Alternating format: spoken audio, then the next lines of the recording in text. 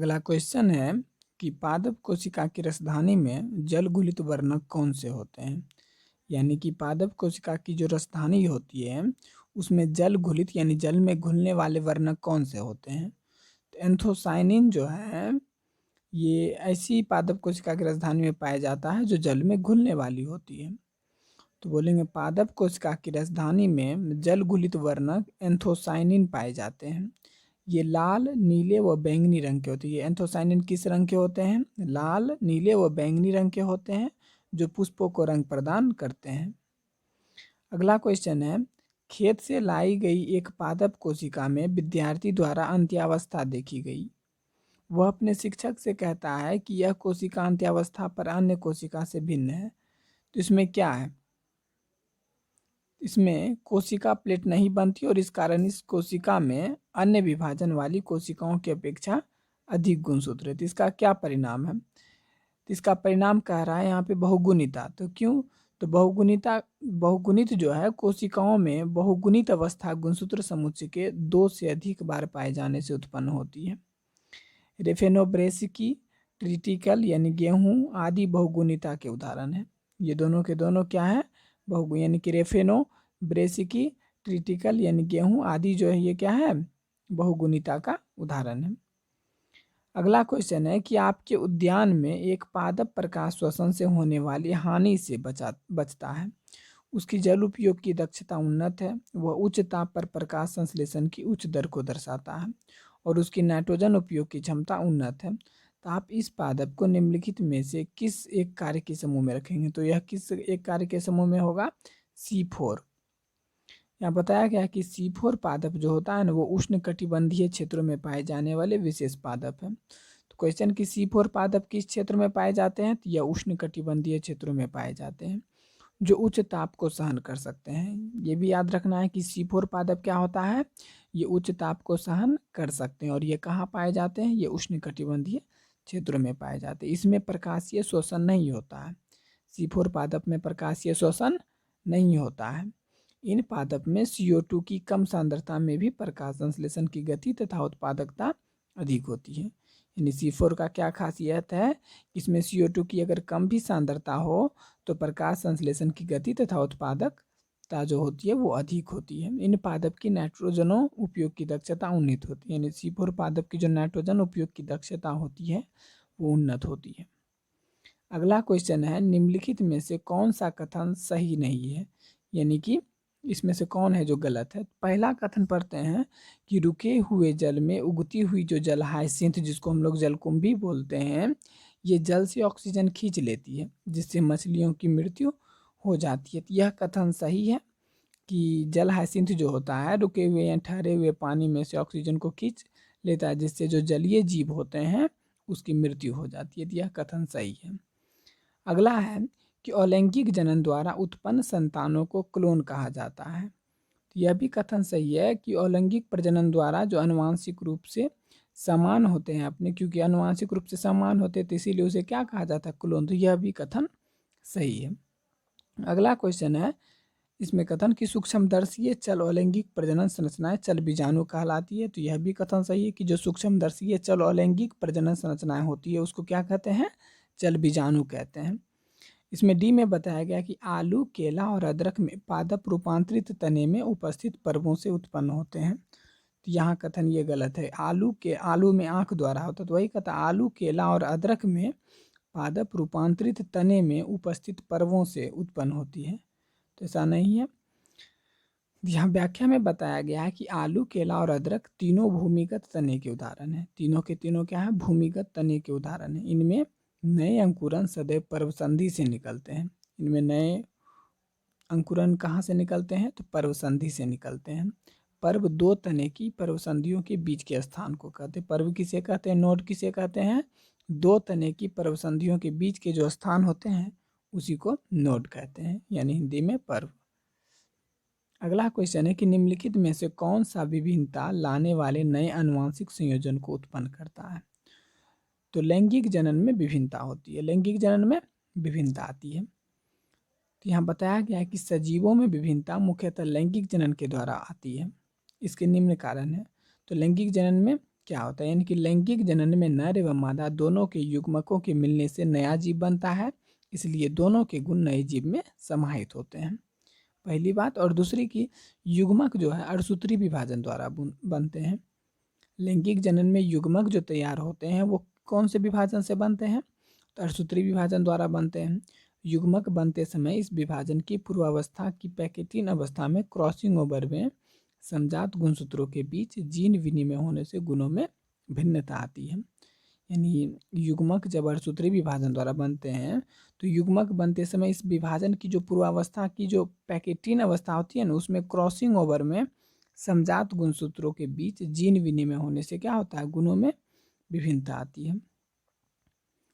अगला क्वेश्चन है कि सूची 1 को सूची 2 से मिलाइए। आपस में जुड़े स्त्री केसर, आपस में जुड़े स्त्री केसर को क्या कहते हैं, तो युक्तांडपी बोलते हैं। क्या बोलते हैं, यानी आपस में जो स्त्री केसर जुड़े होते हैं उसे क्या कहते हैं, युक्तांडपी। ठीक, तो यानी हो जाएगा 3। अब है युग्मकों का बनना। युग्मकों का बनना क्या होता है, युग्मक जनन, तो बी का 1 होगा। युग्मकों का बनना क्या होता है, युग्मक जनन। अब है अगला कि उच्चतर स्कोमाइसिटीज के कवक तंतु, तो उच्चतर जो स्कोमाइसिटीज के जो कवक तंतु होते हैं वो द्विकेंद्रकी होते हैं। उच्चतर स्कोमाइसिटीज के जो कवक तंतु होते हैं वो क्या होते हैं, द्विकेंद्रकी होते हैं, तो सी का मिलेगा 4। डी में बताया एक लिंगी मादा पुष्प, एक लिंगी मादा पुष्प क्या होती है, स्त्री केसरी होती है। यहाँ पे बताया गया है कि आपस में जुड़े अंडप को क्या कहते हैं, तो युक्तांडपी कहते हैं। युग्मक का बनना क्या होता है, तो युग्मक जनन कहलाता है। उच्चतर स्कोमाइसिटीज के कवक तंतु क्या होते हैं, तो द्विकेंद्रीय होते हैं। एक लिंगी मादा पुष्प क्या होते हैं, तो स्त्री केसरी होते हैं। इसमें कॉन्सेप्ट इन्हांसर में बताया गया है कि जीव विज्ञान में सीन शब्द का अर्थ जुड़ना, फ्यूजन होता है, यह लैटिन भाषा का शब्द है। अगला क्वेश्चन है कि अधिकांश आवृत्ति बीजी पादप में क्या होता है, तो ज़्यादातर आवृत्ति बीजी पादप में क्या होता है, तो क्या यह भ्रूणपोष में एक लघु केंद्रकीय कोशिका होती है, या अंड में तंतुरूप समुच्चय होता है, या बहुत सी प्रतिव्यसांत कोशिका होती है, या अणुसूत्री विभाजन गुरुबीजाणु मात्र कोशिका में होती है। इसके व्याख्या में बताया गया है कि आवृत्ति बीजी में अणुसूत्री विभाजन जो है गुरुबीजाणु मात्र कोशिका में होती है। अणुसूत्री विभाजन क्या होती है, गुरुबीजाणु मात्र कोशिका में होती है। यहाँ बताया गया एक्सप्लेन में कि देखिए आवृत्ति बीजी पादपों में गुरुबीजाणु मात्र कोशिका में अणुसूत्री विभाजन से 4 अगुणित कोशिकाएं बनती हैं। कितने, 4 अगुणित कोशिकाएं बनती हैं।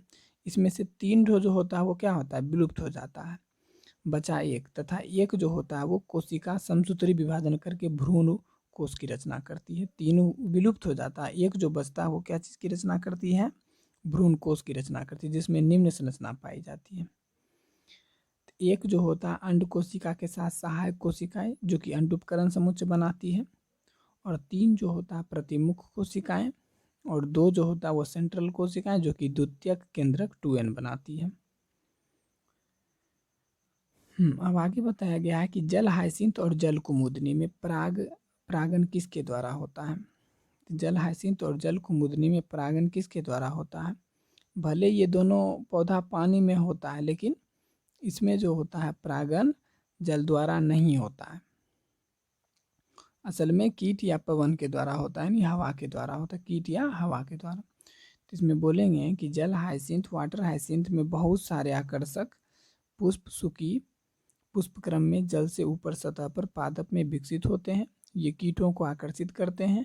इसी प्रकार जल कुमुदनी वाटर लिली में भी पुष्प आकर्षक होने के कारण कीटों को आकर्षित करके परागन प्रक्रिया पूरी करते हैं। जल कुमुदनी की कुछ प्रजातियों में परागन वायु द्वारा भी होता है। अगला क्वेश्चन है कि आवृत्ति बीजी पादपों का बीजांड तकनीकी रूप में किसके समकक्ष होता है, तो यह गुरु बीजाणुधानी के बराबर होता है। आवृत्ति बीजी पादपों का जो बीजांड होता है वो किसके बराबर माना जाता है, तो गुरु बीजाणुधानी के बराबर माना जाता है। क्वेश्चन है कि आवृत्ति बीजी पादपों का बीजांड तकनीकी रूप से किसके समकक्ष होता है, तो वो गुरु बीजाणुधानी के समकक्ष होता है। यहाँ बताया गया कि आवृत्ति बीजी पादपों का बीजांड अनावृत्ति बीजी के गुरु बीजाणुधानी के समकक्ष होता है। इसमें 2 सहायक कोशिकाएं, 2 सिनरिज्ड, 1 अंड कोशिका एवं 3 प्रतिमुखी कोशिकाएं होती हैं। गुरु बीजाणुधानी के समकक्ष होता है, यानी कि बीजांड में क्या क्या होता है। तभी ऊपर पढ़े, इसमें 2 सहायक कोशिका होगा, 1 अंड कोशिका होगा, 3 प्रतिमुखी कोशिका होगा और 1 जो होगा द्वितीयक केंद्रिक टुएन उपस्थित होता है। गुरु बीजाणु मात्र कोशिका से ही मादा युग्मक उद्भिद या भ्रूण कोश बनते हैं। हमें ये याद रखना है कि गुरु बीजाणु मात्र कोशिका से ही क्या होता है, मादा युग्मक उद्भिद या फिर भ्रूण कोश बनता है। गुरु बीजाणु पर्ण संरचनाओं पर बीजांड उपस्थित होते हैं। ये अनावृत बीजी पादपों में पाए जाते हैं। है कि उच्चतर कशेरुकियों में प्रतिरक्षा तंत्र स्वकोशिकाओं और गैर कोशिकाओं में भेद कर सकता है। यदि तंत्र का आनुवांशिक अपसामान्यता के कारण यह गुण नष्ट हो जाए और वह स्वकोशिकाओं को नष्ट करने लगे तो इसके परिणाम स्वरूप क्या होगा, तो स्वप्रतिरक्षा विकार होगा। क्या हो जाएगा, स्वप्रतिरक्षा विकार होगा। यानी कि उच्चतर कशेरुकियों में विकसित स्मृति आधारित उपार्जित प्रतिरक्षा अपनी कोशिकाओं व दूसरे कोशिका यानी कि विजातीय जीवों के मध्य भेद कर सकने पर आधारित है। कभी कभी आनुवांशिक और अज्ञात कारणों से शरीर अपनी ही कोशिकाओं पर हमला कर देता है। इसके फलस्वरूप शरीर को क्षति पहुंचती है। यह स्वप्रतिरक्षा रोग ऑटो इम्यून डिजीज कहलाता है। उदाहरण जो आमवती संधिशोथ होता है, इसका उदाहरण है। अगला क्वेश्चन है कि इमर्सन दीर्घीकरण प्रभाव और लाल बूंद यानी रेड ड्रॉप किसकी खोज में प्रमुख यंत्र रहे हैं, तो यह 2 प्रकाश तंत्रों का एक साथ कार्य करना। यानी इमर्सन दीर्घीकरण प्रभाव और लाल बूंद यानी रेड ड्रॉप किसकी खोज में प्रमुख यंत्र रहे हैं, तो 2 प्रकाश तंत्रों का एक साथ कार्य करना इसमें। तो इमर्सन दीर्घीकरण प्रभाव व लाल बूंद से पता चलता है कि हरित लवक में 2 प्रकार के प्रकाश तंत्र फोटोसिस्टम पाए जाते हैं। वह दोनों एक दूसरे के सहयोग से कार्य करते हैं। अधिक तरंग दैर्घ्य की प्रकाश किरणें प्रकाश तंत्र 1 द्वारा अवशोषित की जाती है और जो कम तरंग दैर्घ्य वाली जो प्रकाश किरणें होती है वह PS2 यानी कि प्रकाश तंत्र 2 द्वारा ग्रहण करता है। तो इस कारण क्वांटम उत्पादन कई गुना बढ़ जाता है। इसकी व्याख्या एक बार और बता रहे हैं कि इमर्सन दीर्घीकरण प्रभाव व लाल बूंद से यह पता चलता है कि हरित लवक में कितने प्रकार के प्रकाश तंत्र पाए जाते हैं, तो 2 प्रकार के, एक PS1 दूसरा PS2। वह दोनों एक दूसरे के सहयोग से कार्य करते हैं।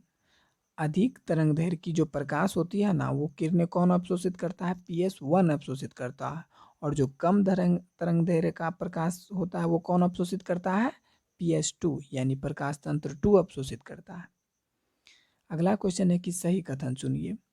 इसमें से सही कथन हम पढ़ते डायरेक्ट। सिकोया सबसे लंबे वृक्षों में से एक, यानी कि सिकोया जो होता है सबसे लंबा वृक्ष होता है। तो यह कथन सही है, बाकी तीनों गलत है।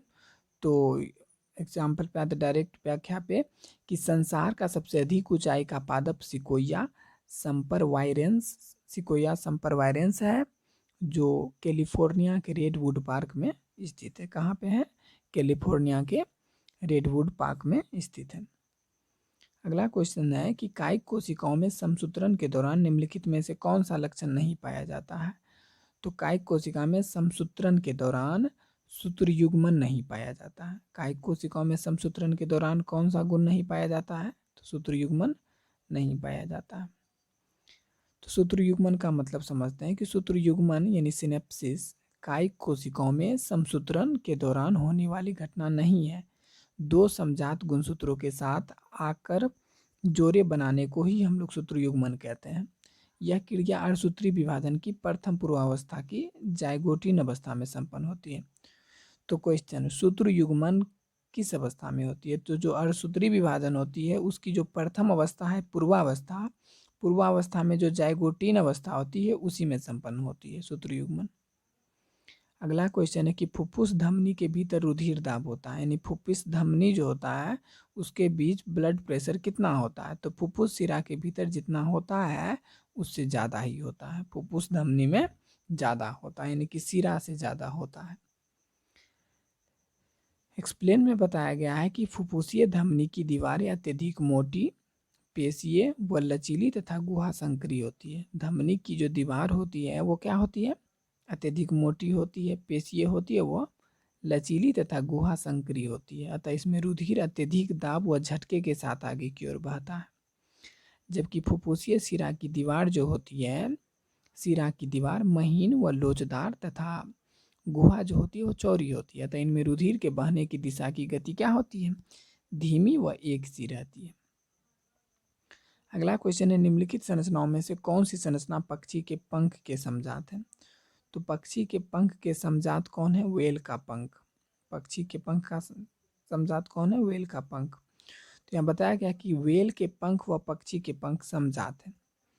कुछ अंग मूल रचना व उद्भव में समान होते हैं, यानी कि उसका जो संरचना होता है और उद्भव होता है एकदम सेम होता है, लेकिन काम जो होता है दोनों का अलग अलग होता है, उसे समजात अंग कहेंगे। अभी जैसे एग्जाम्पल है व्हेल का पंख और पक्षी का पंख, दोनों का उद्भव और संरचना सेम है, लेकिन दोनों का काम अलग अलग है। व्हेल का पंख कुछ और काम का है और पक्षी का पंख उड़ने के लिए। तो यहाँ बताया भी गया है कि व्हेल के पंख व पक्षी के पंख जो होते हैं वो समजात अंग हैं। कुछ अंग मूल रचना एवं उद्भव में समान होते हैं, किंतु भिन्न भिन्न कार्य के लिए अनुकूलित होने के कारण असमान दिखाई देते हैं। इनका भ्रूणीय विकास भ्रूण के समान भागों से होता है। ऐसे अंगों को हम लोग क्या कहते हैं? समजात अंग कहते हैं। क्वेश्चन, समजात अंग किसे कहते हैं? जिसकी रचना और उद्भव समान हो लेकिन कार्य क्या हो? अलग अलग हो, तो वही हुआ समजात अंग। समजात अंग का उदाहरण भी याद रखेंगे कि व्हेल का पंख और पक्षी का पंख क्या है? समजात अंग का उदाहरण है। क्यों? क्योंकि दोनों का रचना और उद्भव समान है लेकिन कार्य क्या है? अलग अलग है, यही कारण है कि यह समजात अंग है। अगला क्वेश्चन है, पुष्पी पादप में बिना निषेचन के बीज बनना निम्नलिखित में से कौन सी प्रक्रिया है? तो असंग जनन। पुष्पी पादपों में बिना निषेचन के ही बीज का बनना, प्रायः क्या होता है? निषेचन के बाद बीज बनता है, लेकिन कुछ पादप में ऐसा होता है कि बिना निषेचन के ही बीज बनता है, उसे क्या कहते हैं? असंग जनन। बिना निषेचन के बीज बनना को क्या कहते हैं? अनिषेक जनन। ठीक, असंग जनन। यहाँ बताया गया है कि पुष्पी पादपों में बिना निषेचन के बीज का बनना जो होता है वो असंग जनन यानी एपोमैक्सिस कहलाता है। ये दो प्रकार के, देखो कायिक वर्धन और एक अनिषेक बीजता। अगला क्वेश्चन है, धूम्रपान करने के कारण प्रधानतः उत्पन्न होने वाले दीर्घकालिक श्वसन विकार का नाम बताइए। तो वात स्फीति, यानी कि यह ज़्यादातर धूम्रपान करने वाले में ज़्यादातर और बहुत समय तक रहने वाला रोग है वात स्फीति। दीर्घकालिक श्वसन विकार है ये, बहुत ज़्यादा समय तक रहने वाला। यहाँ बताया गया कि धूम्रपान करने के कारण प्रधानतः उत्पन्न होने वाला दीर्घकालिक श्वसन विकार वात स्फीति एम्फाइसीमा है। यह एक चिरकालिक रोग है जिसमें कुपिका भित्ति जो होती है वो क्षतिग्रस्त हो जाती है, जिससे गैस विनिमय की सतह क्या हो जाती है? घट जाती है। अगला क्वेश्चन है कि तर्करूपी तंतु लगते हैं, तो तर्करूपी तंतु कहाँ लगते हैं? गुणसूत्र के काइनेटोकोर पर। तर्करूपी तंतु कहाँ लगते हैं? गुणसूत्र के काइनेटोकोर पर। तो यहाँ बताया गया है कि तर्करूपी तंतु गुणसूत्र के काइनेटोकोर पर कोशिका विभाजन के समय लगते हैं। तर्करूपी तंतु दूसरी ओर कोशिका के केंद्र में स्थित गुणसूत्र से जुड़े रहते हैं। गुणसूत्र बिंदु की सतह पर पाई जाने वाली एक छोटी बिंबाकार की संरचना ही क्या कहलाती है? काइनेटोकोर कहलाती है। अगला क्वेश्चन है कि उल्बवेधन के संदर्भ में निम्नलिखित में से कौन सा गलत है? तो यहाँ पे बताया गया कि इसे खंड तालु यानी कि क्लेफ्ट प्लेट का पता लगाने के लिए प्रयुक्त किया जाता है, तो यह कथन गलत है, यानी इस रोग का पता उल्बवेधन से नहीं पता चलता है। तो इसमें जो कथन सही है वो देखते हैं। इसे प्रसव पूर्व लिंग निर्धारण के लिए प्रयुक्त किया जाता है, यानी कि प्रसव से पूर्व यानी बच्चे के पैदा होने से पहले ही लिंग निर्धारण के लिए यूज किया जाता है उल्बवेधन का। ठीक, दूसरी बात कि इसे डाउन सिंड्रोम का पता लगाने के लिए यूज किया जाता है, यानी कि डाउन सिंड्रोम जो अनुवांशिक विकार जो कि गुणसूत्र के आधार पे जो रोग होता है उसका पता लगाने के लिए उल्बवेधन से किया जाता है, यानी कि इसे डाउन सिंड्रोम का पता लगाने के लिए यूज किया जाता है। और डी में बताइए, आमतौर से तब किया जाता है जब स्त्री को 14 से 16 सप्ताह के बीच का गर्भ होता है। यह ज़्यादातर कब किया जाता है? जब यह स्त्री की कितना गर्भ कितना हो? 14 से 16 सप्ताह के बीच का हो, तब किया जाता है। अब यहाँ खंड तालु यानी क्लेफ्ट प्लेट के बारे में बताया कि विकसित होते भ्रूण में पाया जाने वाला एक विकासीय विकार है, अतः इसे सोनोग्राफी की सहायता से पता किया जाता है। किसके द्वारा इसे पता किया जाता है? सोनोग्राफी की मदद से। उल्बवेधन के बारे में बताया कि उल्बवेधन जिसको एमनियोसेंटेसिस बोलते हैं, भ्रूण के लिंग का पता करने हेतु एक विधि है जिसके दुरुपयोग के कारण भारत में क्या होता है? इसे रोक लगा दिया गया है, क्योंकि इसका दुरुपयोग होता है। अगला क्वेश्चन है, पत्तियों का कार्य करने वाले चपटे हरे रंग के रूपांतरित तने को क्या कहा जाता है? तो हरे रंग के जो रूपांतरित तने होते हैं पत्ता के साथ, उसको पर्णाभ वृंत कहा जाता है। क्या कहा जाता है? पर्णाभ वृंत। तो यहाँ बताया गया कि पत्तियों का कार्य करने वाले चपटे हरे रंग के रूपांतरित तने को पर्णाभ वृंत यानी कि फाइलोक्लेड कहा जाता है। इन पादपों में प्रकाश संश्लेषण इन्हीं संरचनाओं में होता है। उदाहरण ओपेंसिया। अगला क्वेश्चन है कि हरित लवक में प्रोटॉन की अधिकतम संख्या कहाँ पाई जाती है? हरित लवक में सबसे ज़्यादा प्रोटॉन कहाँ पाई जाती है? तो वह थाइलाकोइड की अवकाशिका में पाई जाती है। थाइलाकोइड की जो अवकाशिका होती है वहाँ सबसे ज़्यादा प्रोटॉन पाई जाती है। तो क्वेश्चन है कि हरित लवक में प्रोटॉन की संख्या सबसे ज़्यादा कहाँ पाई जाती है? तो थाइलाकोइड की जो अवकाशिका होती है वहाँ सबसे ज़्यादा प्रोटॉन पाई जाती है। यहाँ बताया गया कि हरित लवक में प्रोटॉन की अधिकतम संख्या थाइलाकोइड की अवकाशिका में पाई जाती है। प्रकाश संश्लेषण की प्रकाशीय अवस्था की सभी क्रियाएं जो होती है हरित लवक में स्थित थाइलाकोइड्स में ही पूरी होती है। अगला क्वेश्चन है कि नाम पद्धति कुछ विशेष सार्वजनिक मान्य नियमों द्वारा निर्धारित होती है। निम्नलिखित में से कौन सा एक कथन नाम पद्धति नियमों के विरुद्ध है? तो जो कथन गलत है उसे देखते हैं कि जैविक नाम को किसी भी भाषा में लिखा जा सकता है, तो यह कथन गलत है। बाकी देखते हैं, जैविक नाम में पहला शब्द वंश का होता है जबकि दूसरा नाम दूसरा नाम जाति का होता है, तो यह कथन सही है कि पहला वंश का होता है दूसरा जाति का होता है। दूसरा है कि नामों को लैटिन भाषा में और तिरछे अक्षरों में लिखा जाता है। ठीक, तो भाषा याद रखेंगे कि लैटिन भाषा में, और दूसरी बात ये भी याद रखेंगे कि उसे तिरछा लिखा जाता है। और नाम को जब हाथ से लिखते हैं तो उस पर अंडरलाइन किया जाता है, रेखांकित कर दिया जाता है। ये तीन चीज़ सही था। बाकी यह गलत है कि किसी में भाषा लिखा जाता है, यह कथन गलत था। बताया गया है कि नामकरण के अंतर्राष्ट्रीय नियमों के अनुसार किसी भी प्राणी या पादप का जैविक नाम लैटिन भाषा में व्युत्पन्न व इटैलिक भाषा में छपा होना चाहिए। ठीक, लैटिन भाषा में व्युत्पन्न होना चाहिए और इटैलिक भाषा में। इटैलिक भाषा होने का मतलब कि तिरछा, थोड़ा टेढ़ा, उसको इटैलिक भाषा बोलते हैं। तो इटैलिक भाषा में छपा होना चाहिए, इसे किसी भी भाषा में लिखा जा सकता है। ठीक, हिंदी, इंग्लिश, जो भी हो। अगला क्वेश्चन है कि अर्थसूत्री विभाजन में जीन विनिमय किस अवस्था में होता है? क्वेश्चन है कि अर्थसूत्री विभाजन में जीन का जो विनिमय होता है वो किस अवस्था में होता है? तो वह स्थूलपट अवस्था में होता है। यहाँ बताया गया है कि अर्थसूत्री विभाजन में जीन विनिमय जो क्रॉसिंग ओवर होता है वो स्थूलपट अवस्था में होती है। इस क्रिया में नर व मादा के गुणसूत्रों के कुछ भागों की क्या होती है? अदला बदली होती है। तो जीन विनिमय किस अवस्था में होती है? तो ये याद रखेंगे, स्थूलपट अवस्था में होती है। अगला क्वेश्चन है कि प्रतिआविष्ट टीकों में पूर्व निर्मित प्रतिरक्षी होती है, जबकि पोलियो की बूंदों में जिन्हें मुंह द्वारा दिलाया जाता है उसमें क्या होते हैं? तो उसमें छीन कर दिए गए रोगजनक होते हैं। छीन कर दिए गए क्या होते हैं? रोगजनक होते हैं। यहाँ बताया गया है कि पोलियो की खुराक में बूंदों को मुंह के माध्यम से प्रवेश कराया जाता है। यह छीन कर दिए गए रोगजनक यानी कि एटेन्यूएटेड पैथोजेंस होते हैं। अगला क्वेश्चन है कि टैक पॉलीमरेज एंजाइम किससे प्राप्त किया जाता है? तो टैक पॉलीमरेज एंजाइम जो है वो थर्मस एक्वेटिकस से प्राप्त किया जाता है। टैक पॉलीमरेज एंजाइम किससे प्राप्त किया जाता है? थर्मस एक्वेटिकस से प्राप्त किया जाता है।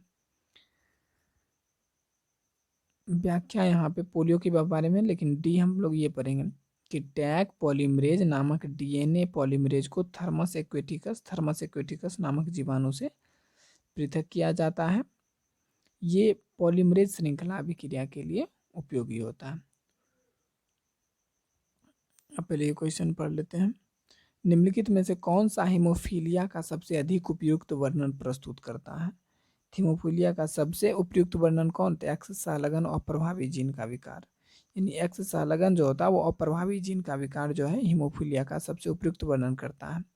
अब हीमोफीलिया के वर्णन के बारे में बताते हैं कि हीमोफीलिया जो है एक्स सहलगन अप्रभावी जीन का विकार है। इस रोग में चोट लगने के काफ़ी समय बाद तक रुधिर का थक्का जो क्या होता है नहीं जमता, जिसके कारण रुधिर बहता रहता है। इस रोग को रुधिर श्रवण रोग यानी कि ब्लीडर्स डिजीज भी कहते हैं। अगला क्वेश्चन है कि पेपिलियोनेसी वाले दलपुंज में मानक दल को अन्य किस नाम से जाना जाता है? तो पेपिलियोनेसी वाले दलपुंज को वैक्सीलम के नाम से भी जाना जाता है। क्वेश्चन है कि पेपिलियोनेसी वाले दलपुंज में मानक दल को अन्य किस नाम से जाना जाता है? तो वैक्सीलम के नाम से भी जाना जाता है। यहाँ बताया गया है कि पेपिलियोनेसी वाले दलपुंज में मानक दल को वैक्सीलम नाम से भी जाना जाता है। अगला क्वेश्चन है, तंबाकू के पौधों का कौन सा भाग मिलोइडुगाइन इनकोग्निटा द्वारा संक्रमित होता है? तो तंबाकू का जो जड़ होता है वो मिलोइडुगाइन इनकोग्निटा से संक्रमित होता है। मिलोइडुगाइन इनकोग्निटा एक निमेटोड है जो तंबाकू के पादप की जड़ को संक्रमित करता है। इसके द्वारा होने वाले रोग को मूल ग्रंथि रोग, रूट नॉट डिजीज कहते हैं।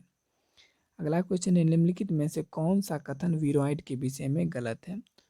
तो वीरोइड के बारे में बोला गया है कि उनका आरएनए उच्च आणविक भार वाला होता है। वीरोइड के बारे में क्या कथन गलत है? कि उनका आरएनए जो होता है ये उच्च आणविक भार वाला होता है। तो यह कथन गलत है। जो कथन सही है उसे देखते हैं। पहला ए में बोला है कि यह विषाणु से अपेक्षाकृत छोटे होते हैं। तो वीरोइड के बारे में ये याद रखेंगे कि यह जो होता है विषाणु के अपेक्षा छोटे होते हैं। दूसरा कि यह संक्रमण करते हैं। और इसमें डी में बताया गया है कि उनमें प्रोटीन आवरण का अभाव होता है, यानी कि उसमें प्रोटीन का आवरण नहीं होता है। वीरोइड के बारे में एक चीज़ क्या याद रखना है कि प्रोटीन का आवरण उसमें होता ही नहीं है। बताया गया कि वीरोइड के आरएनए का आणविक भार कम होता है। किसके तुलना में? विषाणु के तुलना में। सन 1971 में टी.ओ. डायनर ने इस विषाणु से भी छोटे संक्रामक कारक वीरोइड की खोज की। तो क्वेश्चन, वीरोइड की खोज किसने की? तो टी.ओ. डायनर ने की थी। कब की थी? 1971 में, जिसके कारण पोटैटो स्पिंडल ट्यूबर नामक रोग हो जाता है। क्वेश्चन की पोटैटो स्पिंडल ट्यूबर नामक रोग किसके कारण होता है? यह होता है वीरोइड के कारण होता है। अगला क्वेश्चन है कि उत्परिवर्तन के संबंध में कैंसर कोशिकाओं के लिए निम्नलिखित कथन में से कौन सा कथन सही नहीं है? तो यहाँ पे बताया गया कि उत्परिवर्तन जो है टीलोमरेज के उत्पादन को संदमित कर देते हैं। तो यह कथन गलत है, यानी उत्परिवर्तन जो है टीलोमरेज के उत्पादन को संदमित कर देते हैं, यह कथन गलत है। इसमें जो सही कथन है वो देखते हैं। उत्परिवर्तन टीलोमरेज संदमक को नष्ट कर देते हैं। उत्परिवर्तन के कारण टीलोमरेज संदमक क्या हो जाते हैं? उसको नष्ट कर देते हैं। उत्परिवर्तन कोशिका नियंत्रण को निष्क्रिय कर देते हैं। उत्परिवर्तन जो है कोशिका नियंत्रण को निष्क्रिय कर देते हैं। और इसमें डी में बताया गया है कि प्राक कैंसर जीनों में उत्परिवर्तन कोशिका चक्र को त्वरित कर देते हैं। जो प्राक कैंसर जीन में उत्परिवर्तन में क्या हो जाता है? कोशिका चक्र तेजी से होने लगता है, कोशिका विभाजन तेजी से होने लगता है। इसके व्याख्या में बताया गया है कि कैंसर कोशिकाएं उच्च टीलोमरेज अभिक्रिया को प्रदर्शित करती है। कैंसर कोशिकाएं जो होती है वो उच्च टीलोमरेज अभिक्रिया को प्रदर्शित करती है। इस टीलोमरेज अभिक्रिया का उचित रखरखाव ट्यूमर अर्बुद के दीर्घकालिक प्रसार के लिए अति आवश्यक है। इसी कारण टीलोमरेज न सिर्फ कैंसर के रोग निर्णय का लक्ष्य है, वरना यह नए एंटी कैंसर चिकित्सीय घटक है, जिससे टीलोमरेज मंदक के उत्पादन में भी मददगार है। अतः उत्परिवर्तन टीलोमरेज के उत्पादन में मंदन नहीं, वृद्धि पैदा करता है। अगला क्वेश्चन है, कौन सा उत्तक अपनी स्थिति से सही मैच करता है?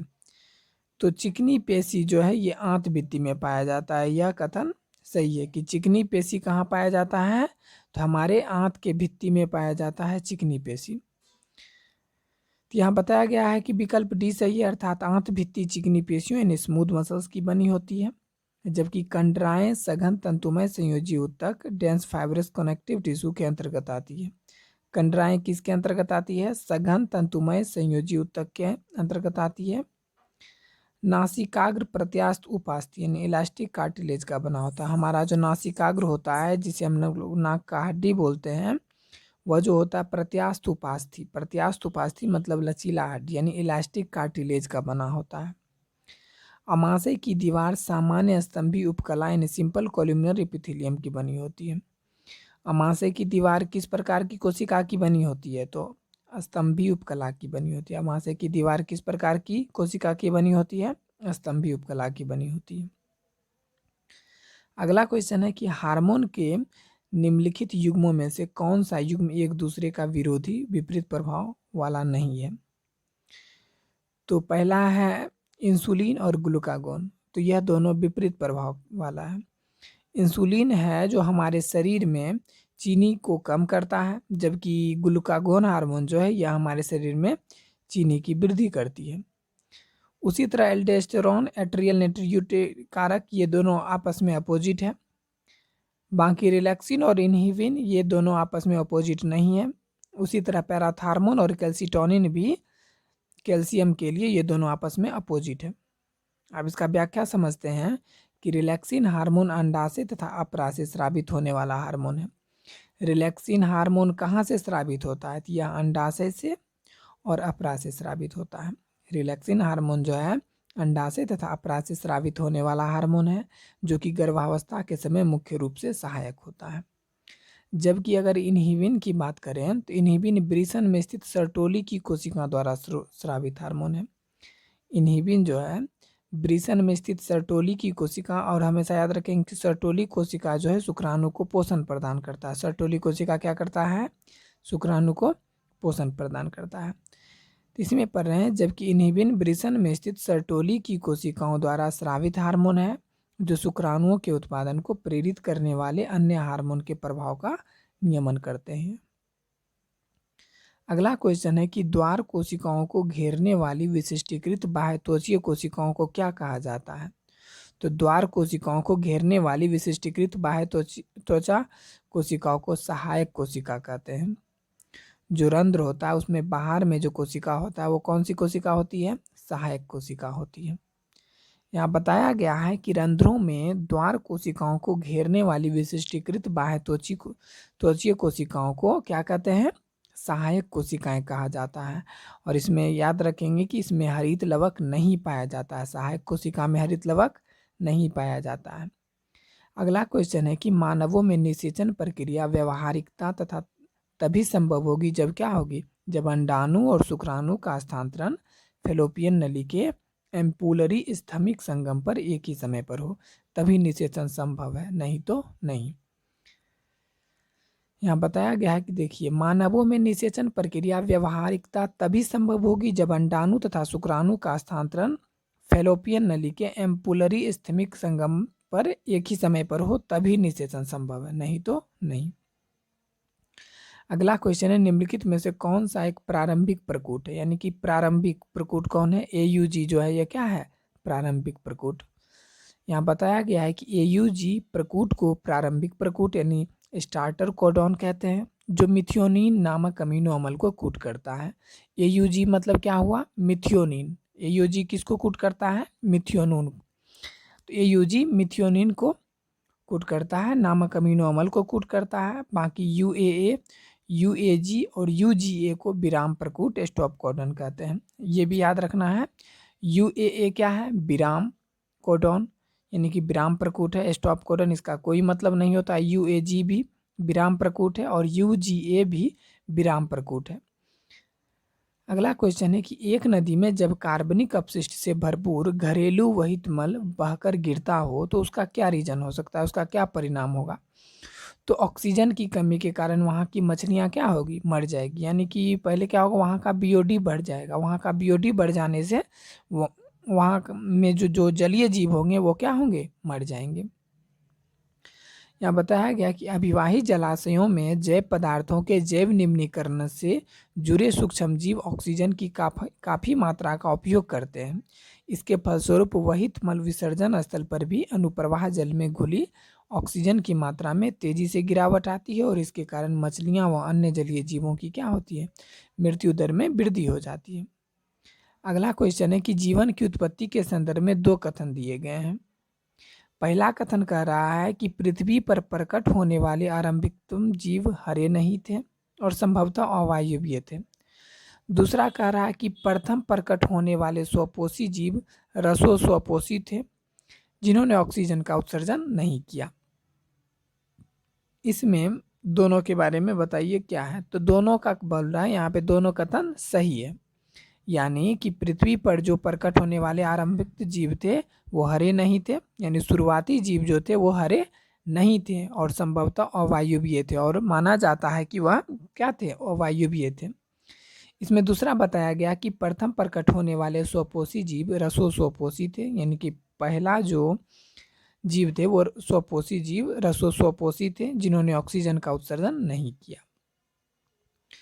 यहाँ बताया गया कि पृथ्वी पर प्रकट होने वाले प्रारंभिक जीव अवायवीय रासायनिक पर पोषित थे, यानी कि एनारोबिक केमोऑटोट्रॉफ्स थे। रसो स्वपोषी यानी कि केमोऑटोट्रॉफ्स प्रथम स्वपोषी जीव थे जो जल का प्रकाशीय अपघटन नहीं कर पाए, जिससे ऑक्सीजन भी उत्पन्न नहीं हुई। उदाहरण जो है सल्फर जीवाणु। अगला क्वेश्चन है कि मृदा संरचना और उर्वरकता में सुधार लाने के लिए फसलों को फलीदार पौधों यानी लेग्यूम या घास चारागाह के साथ बदलकर लगाने को क्या कहा जाता है? तो उसे ले खेती कहा जाता है। यानी मृदा संरचना और उर्वरकता में सुधार लाने के लिए फसलों की फलीदार पौधों यानी लेग्यूम या फिर घास चारागाह के साथ बदलकर लगाने को कौन सा खेती कहा जाता है? तो उसे ले खेती कहा जाता है। यहाँ बताया गया है कि मृदा संरचना व उर्वरकता में सुधार लाने के लिए फसलों को फलीदार पौधे या फिर घास चारागाह के साथ बदलकर लगाने को क्या कहा जाता है? ले खेती यानी ले फार्मिंग कहा जाता है। अगला क्वेश्चन है कि स्पर्धी अपवर्जन का गॉसे नियम क्या कहता है? स्पर्धी अपवर्जन का गॉसे नियम क्या कहता है?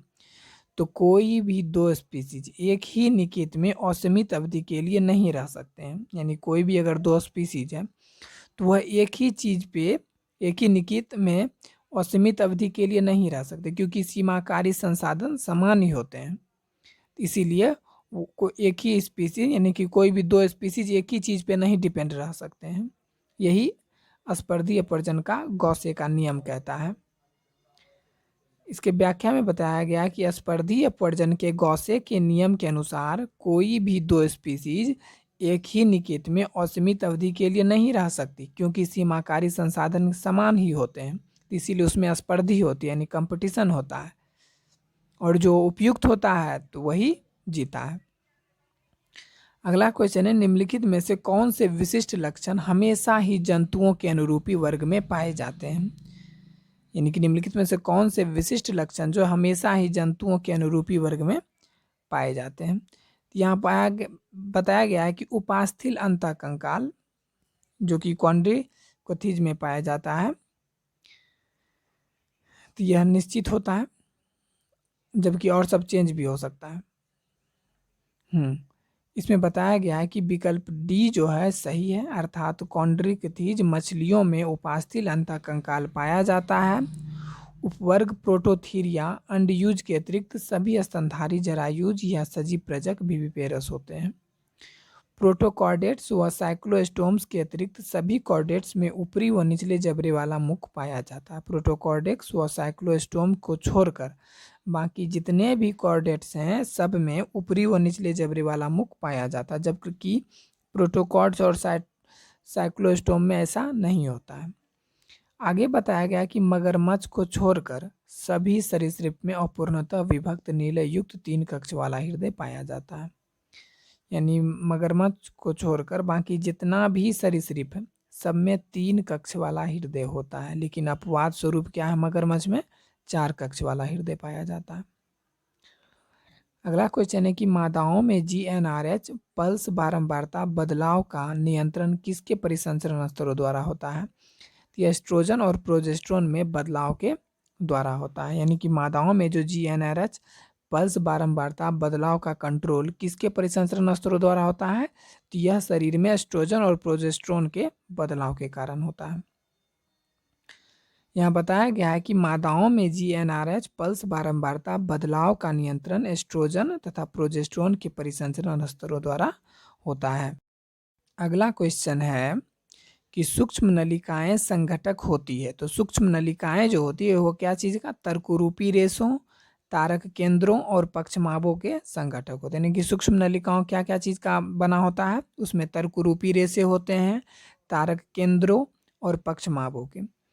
यहाँ बताया गया है कि सूक्ष्म नलिकाएं तर्करूपी रेशों, तारक केंद्रों तथा पक्षमाभों में पाए जाने वाली संरचनाएं हैं। ये कोशिका कंकाल में उपस्थित तंतुओं का भी भाग है। अगला क्वेश्चन है कि माइटोकॉन्ड्रिया और क्लोरोप्लास्ट यानी हरित लवक है क्या है? अर्धस्वायत्त अंगक है या पूर्ववर्ती अंगक के विभाजन से बनते हैं और उनमें डीएनए होता है, लेकिन प्रोटीन संश्लेषी प्रणाली का अभाव होता है। तो इसमें से कौन सा कथन सही है? तो यहाँ बताया गया है कि एक सही है लेकिन दो जो है गलत है। यानी कि माइटोकॉन्ड्रिया और क्लोरोप्लास्ट जो होता है ये अर्ध स्वायत्त अंगक होते हैं। ये क्या होते हैं? अर्ध स्वायत्त अंगक होते हैं। तो यहाँ बताया गया है कि माइटोकॉन्ड्रिया और हरित लवक जो है दोनों के दोनों ही अर्ध रूप से स्वशासित कोशिकांग यानी कि सेमी ऑटोनोमस ऑर्गेन्स हैं, क्योंकि इसमें स्वजनन की शक्ति जीवित कोशिकाओं के समान ही होती है। इसमें स्वजनन की शक्ति जीवित कोशिकाओं के समान ही होती है, परंतु ये कोशिका के भीतर रहकर ही जनन करते हैं। अगला है मानव नेत्र में प्रकाश संवेदी यौगिक बना होता है। मानव नेत्र में जो प्रकाश संवेदी यौगिक होता है वो क्या चीज़ का बना होता है? तो ऑप्सिन और रेटिनल के बने होते हैं। क्या चीज़ के बने होते हैं? ऑप्सिन और रेटिनल के बने होते हैं। यहाँ बताया गया है कि मानव नेत्र में प्रकाश संवेदी यौगिक प्रकाश वर्णक ऑप्सिन नामक प्रोटीन व रेटिनल नामक विटामिन ए के एल्डिहाइड से बने होते हैं। प्रकाश ऑप्सिन से रेटिनल के अलगाव को प्रेरित करता है। प्रकाश जो है ऑप्सिन से रेटिनल के अलगाव को प्रेरित करता है। फलस्वरूप ऑप्सिन की संरचना में बदलाव आता है तथा यह झिल्ली की पारगम्यता में बदलाव लाता है। अगला क्वेश्चन है कि क्राइसोफाइट्स, यूग्लिनोइड्स, डायनोफ्लेजिलेट व अपंख फफूंद किस जीव में ये सब है? तो ये प्रोटिस्टा में होता है। ये सब किस में है? क्राइसोफाइट्स, यूग्लिनोइड्स, डायनोफ्लेजिलेट्स व अपंख फफूंद ये सब किस में आता है? तो ये प्रोटिस्टा का है।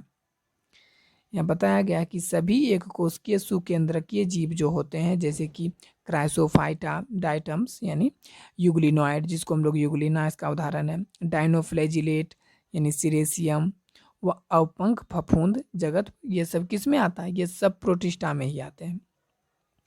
अगला क्वेश्चन है कि वे आदिम प्राक केंद्र की प्राणी जो रोमंथी जंतुओं के गोबर से बायोगैस उत्पादन के लिए उत्तरदायी होते हैं ये किसके अंतर्गत आते हैं? तो ये सब के सब मीथेन जनकों के अंतर्गत आते हैं।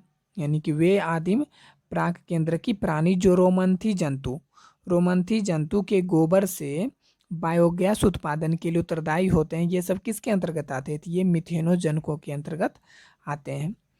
यहाँ बताया गया है कि मीथेनोजन्स अनेक रूमिनेट पशुओं जैसे गाय व भैंस के आंत में पाए जाते हैं तथा इन पशुओं के गोबर से मीथेन अर्थात यानी जैव गैस का निर्माण होता है। अगला क्वेश्चन है कि इनहिबिन के बारे में बताइए, सही कथन क्या है? इनहिबिन जो है यह अंडाशय की कनिकीय कोशिकाओं द्वारा उत्पन्न होता है। इनहिबिन किसके द्वारा उत्पन्न होता है? अंडाशय की जो कनिकीय कोशिकाएं होती है ये उसके द्वारा इनहिबिन उत्पन्न होता है और एफएसएच स्रवण को संदमित करता है। ठीक है, इनहिबिन क्या करता है? एफएसएच स्रवण को रोकता है। संदमित करना मतलब रोकता है। यहाँ बताया गया है इनहिबिन जो है अंडाशय की कनिकीय कोशिकाओं द्वारा उत्पन्न होने वाला हार्मोन है जो एफएसएच स्रवण को रोकता है यानी संदमित करता है।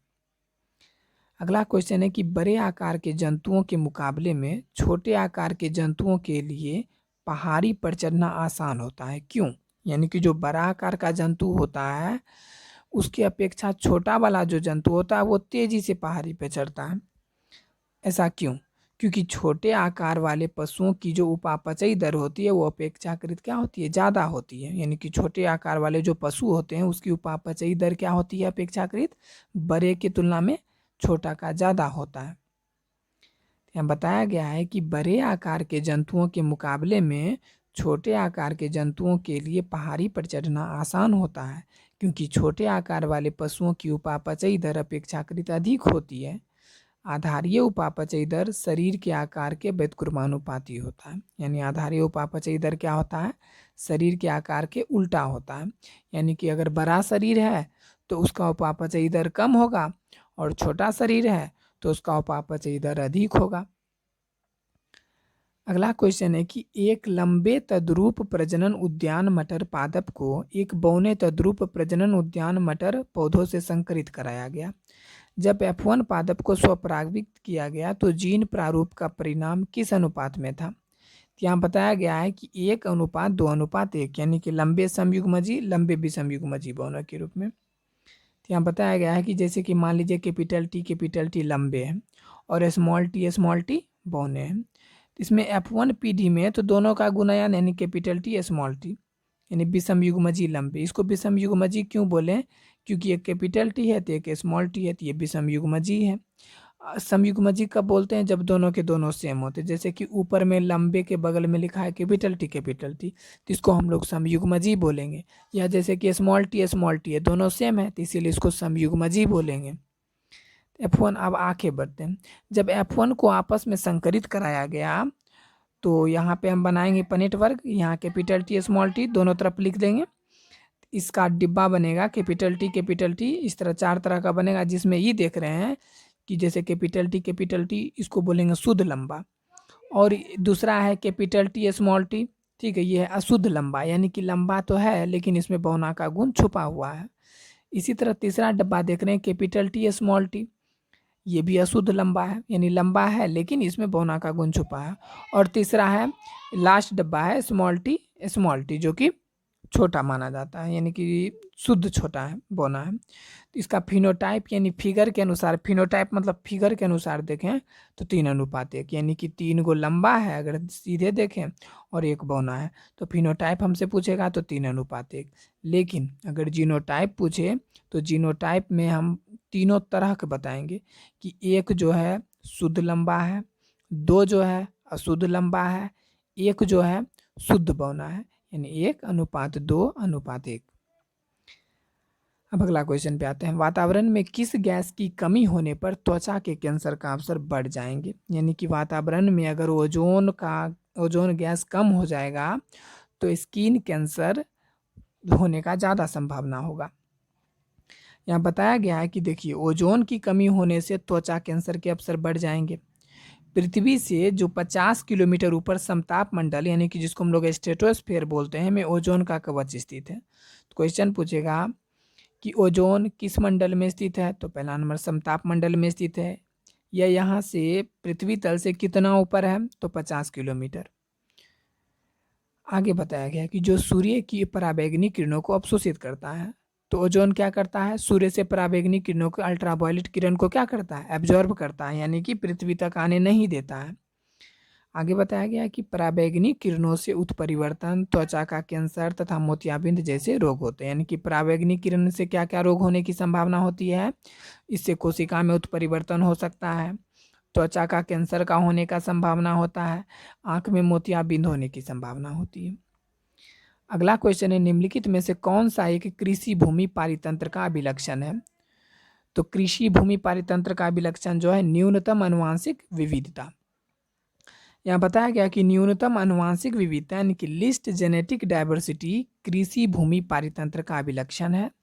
कृषि भूमि पारितंत्र सबसे बड़ा मानव जाति जनित परितंत्र है जो न्यूनतम विविधता तथा उच्चतम उत्पादकता प्रदर्शित करता है। अगला क्वेश्चन है, त्रिकोष्ठकी युक्तांडपी जायांग किसके पुष्प में होता है? तो ये लिलिएसी में होता है, यानी कि त्रिकोष्ठकी युक्तांडपी जायांग किसके पुष्प में होता है? तो यह लिलिएसी में होता है। यहाँ बताया गया है कि त्रिकोष्ठकी युक्तांडपी जायांग जो है यह लिलिएसी कुलों के पुष्प की विशेषता है। अगला क्वेश्चन है कि निम्नलिखित में से कौन सी सभी 3 बृहत पोषक हैं? तो यानी कि नाइट्रोजन और निकेल और फास्फोरस जो ये तीनों के तीनों क्या हैं? बृहत पोषक, यानी कि पौधों को ज़्यादा मात्रा में ज़रूरत होती थी, इसीलिए ये तीनों के तीनों क्या हैं? बृहत पोषक। नाइट्रोजन भी ज़्यादा मात्रा में चाहिए, निकेल भी ज़्यादा मात्रा में चाहिए और फास्फोरस भी ज़्यादा मात्रा में चाहिए। तो यहाँ बताया गया है कि इस प्रश्न का कोई भी विकल्प सही नहीं है। विकल्प बी का कुछ सीमा तक ठीक होने के कारण बोला गया है। तो विकल्प बी में मॉलिब्डेनम व मैग्नीज बृहत पोषक है, यानी मॉलिब्डेनम और मैग्नीज जो दोनों के दोनों क्या है? बृहत पोषक है, जबकि मैग्नीशियम जो है सूक्ष्म पोषक माइक्रोन्यूट्रिएंट है। तो विकल्प सी में नाइट्रोजन व फास्फोरस बृहत पोषक है, जबकि निकेल जो है इसमें सूक्ष्म पोषक था। ठीक, तो इसीलिए सी बोला गया है। अगला क्वेश्चन है कि रुधिर के पीएच में होने वाली कमी के कारण है, यानी कि रुधिर का जो पीएच होता है ये किसके कारण कम होता है? तो ऑक्सीजन के साथ हीमोग्लोबिन की बंधुता घट जाएगी। अगर रुधिर का पीएच कम हो जाएगा तो इससे क्या होगा कि ऑक्सीजन के साथ जो हीमोग्लोबिन की बंधुता है वह घट जाएगी। तो व्याख्या में बताया गया कि रुधिर की पीएच का घटना अर्थात रुधिर में अम्लता का बढ़ना, यानी कि पीएच का घटने का मतलब क्या हुआ कि रुधिर अम्ल हो रहा है, अम्लता की ओर जो है। तो अम्लता का बढ़ना ऑक्सी हीमोग्लोबिन के विघटन को बढ़ाता है। इससे क्या होता है, ऑक्सी हीमोग्लोबिन को क्या करता है, तोड़ने का काम करता है। सरल शब्दों में यह ऑक्सीजन और हीमोग्लोबिन के मध्य बंधुता को कम करता है, बोल सकते हैं। जब यह प्रक्रिया CO2 की सांद्रता बढ़ने के कारण होती है तब इसे बोहर का प्रभाव भी कहते हैं। यानी कि यही कारण अगर CO2 के कारण हुआ होगा तो इसे क्या बोलते हैं, इसे बोहर का प्रभाव कहा जाता है। अगला क्वेश्चन है कि उत्तरोत्तर उद्दीपनों के बीच विश्रांति की कमी के कारण होने वाला दीर्घकालिक पेशी संकुचन क्या कहलाता है, तो टिटेनस कहलाता है। यानी कि उत्तरोत्तर उद्दीपनों के बीच विश्रांति की कमी के कारण होने वाला दीर्घकालिक पेशी संकुचन क्या कहलाता है, टिटेनस कहलाता है। यानी उत्तरोत्तर उद्दीपनों के बीच विश्रांति की कमी के कारण होने वाले दीर्घकालिक पेशी संकुचन टिटेनस कहलाता है। यह पेशीय थकान के परिणाम स्वरूप होता है। अगला क्वेश्चन है, निम्नलिखित में से कौन सा कथन गलत है, तो यू बैक्टीरिया यानी सुजीवाणुओं को असत्य जीवाणु भी कहा जाता है। यानी कि यू बैक्टीरिया जो यानी कि सुजीवाणु है उसको क्या बोला जाता है, असत्य जीवाणु। यह कथन क्या है, गलत है। अब जो सही है उसको याद करते हैं। पहला ए में बताया गया कि स्वर्णिम शैवालों को डेस्मिट भी कहते हैं। यानी कि जो स्वर्णिम शैवाल होता है उसको क्या बोला जाता है, डेस्मिट भी कहते हैं। स्वर्णिम शैवाल को डेस्मिट भी कहते हैं। इसमें सी में बताया गया कि फाइकोमाइसिटिस को शैवालित कवक भी कहा जाता है। फाइकोमाइसिटिस को क्या कहा जाता है, शैवालित कवक। इसके डी में बताया गया कि साइनोबैक्टीरिया को नीलहरित शैवाल भी कहते हैं। यहाँ बताया गया है कि यू बैक्टीरिया सत्य जीवाणु है जिसमें यू बैक्टीरिया समूह के सभी लक्षण निहित होते हैं, तो यह सत्य जीवाणु है। अगला है, निम्नलिखित में से कौन सा एक प्रतिबंधन एंडोन्यूक्लियज है। यानी HindII जो है यह एक प्रतिबंधन एंडोन्यूक्लियज है। HindII क्या है, प्रतिबंधन एंडोन्यूक्लियज है। तो HindII के बारे में बोलेंगे। HindII जो है एक प्रतिबंधन एंडोन्यूक्लियज है। प्रतिबंधन एंडोन्यूक्लियज एक एंजाइम है जिसका प्रयोग DNA को एक विशिष्ट स्थान से काटने में होता है। ठीक, HindII के बारे में क्या बोलेंगे कि HindII जो है एक प्रतिबंधन एंडोन्यूक्लियज है। प्रतिबंधन एंडोन्यूक्लियज एक एंजाइम है जिसका प्रयोग DNA को विशिष्ट स्थान से काटना होता है। HindII प्रथम प्रतिबंधन एंडोन्यूक्लियज था। HindII जो था यह प्रथम प्रतिबंधन एंडोन्यूक्लियज था। तो क्वेश्चन ऐसा भी हो सकता है कि पहला प्रतिबंधन एंडोन्यूक्लियज कौन था, तो वह HindII, जिसे स्मिथ, विलकॉक्स एवं कैली ने वर्ष 1968 में विलिखित किया था। किसने विलिखित किया था, स्मिथ, विलकॉक्स एवं कैली ने वर्ष 1968 में विलिखित किया। इन्होंने बताया कि यह हमेशा 6 आधार जोड़ों यानी कि 6 बेस पेयर के विशेष क्रम द्वारा DNA अणु को निश्चित बिंदु पर काटता है। अगला क्वेश्चन है कि एक नग्न चट्टान पर एक अग्रगामी जीव के रूप में निम्नलिखित में से कौन आएगा, तो लाइकेन होता है। यानी कि एक नग्न चट्टान पर एक अग्रगामी जीव के रूप में यानी कि सबसे पहले क्या उगेगा, तो उस पर सबसे पहले लाइकेन उगेगा। यहाँ बताया गया कि एक नग्न चट्टान पर एक अग्रगामी जीव के रूप में लाइकेन आते हैं जो अम्ल स्रावित करके चट्टान को गला यानी डिजोल्व हो देते हैं, मिट्टी बना देते हैं। चट्टान को क्या बना देते हैं, मिट्टी बना देते हैं और मौसम एवं मृदा निर्माण में सहायता करते हैं। इसलिए कह सकते हैं कि लाइकेन जो है चट्टानों पर पाए जाने वाले अग्रगामी जीव होते हैं। अगला क्वेश्चन है कि पादप पत्ती से जलवाष्प रंध्रों के द्वारा बाहर आती है। पादप पत्ती से जलवाष्प जो होता है रंध्र के द्वारा, स्टोमाटा के द्वारा बाहर आती है। प्रकाश संश्लेषण के दौरान उसी रंध्र से कार्बन डाइऑक्साइड पादप में विसरित होती है। तो उपयुक्त कथन में से इसके पीछे रीजन जो है ये बताइए, तो बोलेंगे दोनों प्रक्रिया एक साथ हो सकती है क्योंकि जल और CO2 का विसरण गुणांक अलग अलग है, इसीलिए दोनों प्रक्रिया एक साथ हो सकती है। जल यानी कि जलवाष्प का बाहर निकलना और CO2 का बाहर निकलना ये दोनों एक साथ हो सकती है। क्यों, क्योंकि जल और CO2 का विसरण गुणांक क्या होता है, डिफरेंट यानी अलग अलग होता है।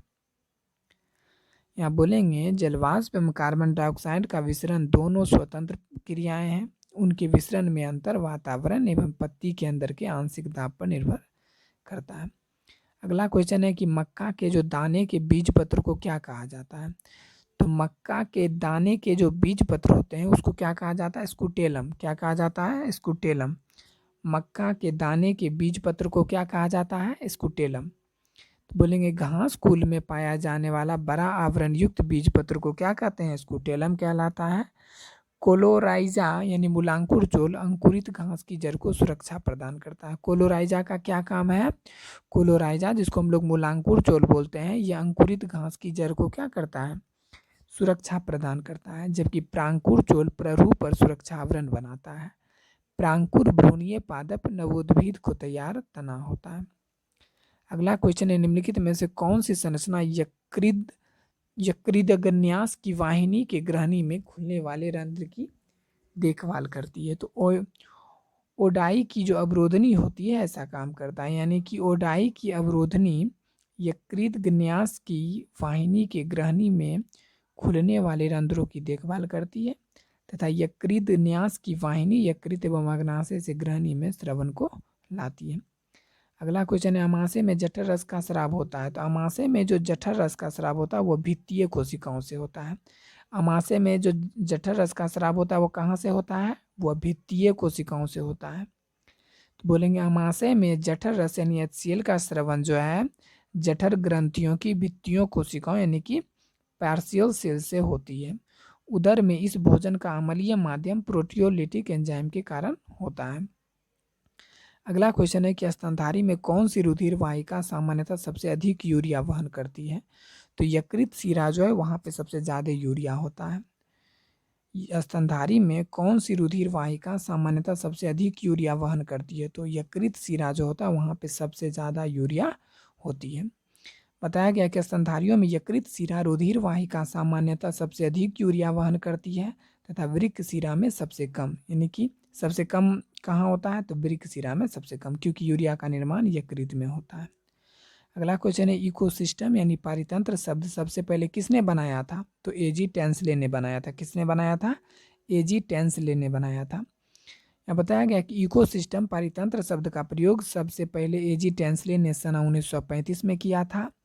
पारितंत्र प्रकृति की स्वनियामक, स्वपोषित और कार्यात्मक इकाई है। यह सजीव एवं उनके भौतिक वातावरण से मिलकर बना होता है। अगला क्वेश्चन है कि लैक प्रचालक की अभिव्यक्ति के लिए निम्नलिखित में से कौन एक प्रेरक के रूप में कार्य करने के लिए जरूरी होगा? तो लैक्टोस जो है जरूरी, यानी कि लैक प्रचालक की अभिव्यक्ति के लिए निम्नलिखित में से कौन एक प्रेरक के रूप में कार्य करने के लिए जरूरी होगा? तो लैक्टोस जो है एक प्रेरक के रूप में जरूरी होगा। यहाँ बताया गया है कि लैक प्रचालक की अभिव्यक्ति के लिए लैक्टोस जो है एक प्रेरक के रूप में कार्य करने के लिए आवश्यक होगा। लैक प्रचालक एक प्रेरणीय प्रचालक है। लैक प्रचालक क्या है? एक प्रेरणीय प्रचालक है। लैक्टोस बीटा गैलेक्टोसाइडोस एंजाइम का आधार है तथा यह प्रचालक के स्विच को बंद एवं खोलने का कार्य करता है।